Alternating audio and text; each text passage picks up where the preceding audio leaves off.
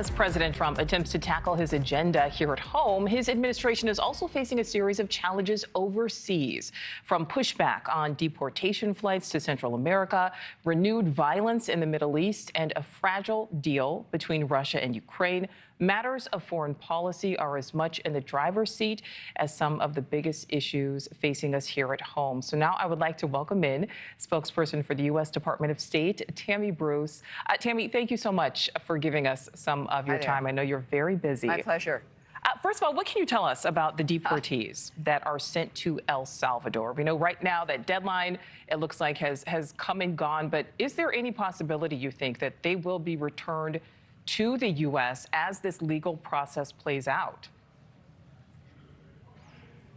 You know, what we're very excited about is the fact that in El Salvador, we have a great friend in President Bukele, who, during conversation with the Secretary of State, Marco Rubio, offered to take third-party nationals in our efforts to make America safer and by removing gang members. Now, certainly, Tren de Aragua has been also declared a terrorist organization. And also, President Bukele asked specifically for a couple of MS-13 members that are wanted back in El Salvador, and another about 21 major gang leaders who also they wanted returned out of the United States to face justice in their home country. So this is a great resolution. We appreciate it. It certainly is a step that we will see many more steps when it comes to the deportation of foreign nationals, illegal aliens, gang members, certainly in some cases the terrorist gang members as well, back to their home countries. And these nations need to be repatriating their citizens who've come illegally into this nation, terrorizing families, terrorizing neighborhoods. This is part of Trump's commitment, of course, to making America safe again, and Secretary Rubio's commitment to move that vision forward, because that's what the American people voted for last November. You know, and Tammy, there may be indications, things like tattoos, but the White House has not presented evidence that these deported migrants actually belong to Tren de Aragua. The names of these deported individuals haven't been released. My question is, what could this mean going forward when it comes to the president's crackdown on immigration, on illegal immigration?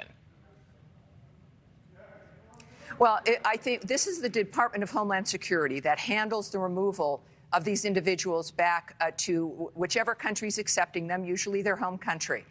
And as you might imagine, they know very well who's who. We are not guessing in these cases, but that is not, of course, the purview of the State Department. So it is the Department of Homeland Security whose mission really is, of course, this kind of a framework. Who are the terrorists? Where are the gang members? The individuals that need to be extradited need to be returned.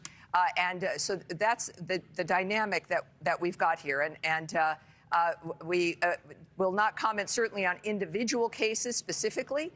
But I think that when you've got an opportunity to remove a certain particular group of people, they're going to make the choices about who those people are. And that's what's happened here. And we certainly, Tammy, appreciate you weighing in on that. I want to shift now to the Middle East. We know Israel has launched this renewed ground operation there in Gaza. We heard from the White House press secretary just a short time ago. Let's listen to a bit of what she had to say. The president made it very clear to Hamas that if they did not release all of the hostages, there would be all hell to pay. And unfortunately, Hamas chose to play games in the media with lives. This situation, let's not forget, is completely the fault of Hamas when they launched that brutal attack on Israel on October 7th. And the president has made it very clear that he wants all of those hostages to come home, and he fully supports Israel and the IDF and the actions that they've taken in recent days.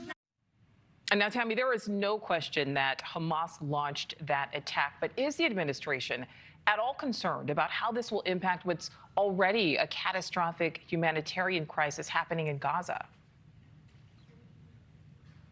Well, this is what has driven President Trump and Secretary Rubio, is to stop the suffering and to stop the massacre. And we were in a very, very good place with the ceasefire, and Hamas had a chance to extend it and to continue it. And they said no. And they didn't. They did not release the hostages. There was a problem within the framework of what they were deciding to do. And that's Caroline's remark, of course, from the beginning, is that all of this is occurring because of the choices that Hamas has made. Thanks for watching. Go to joinnn.com to find NewsNation on your screen. And don't forget to click the red subscribe button below to get more of NewsNation's fact-driven, unbiased coverage.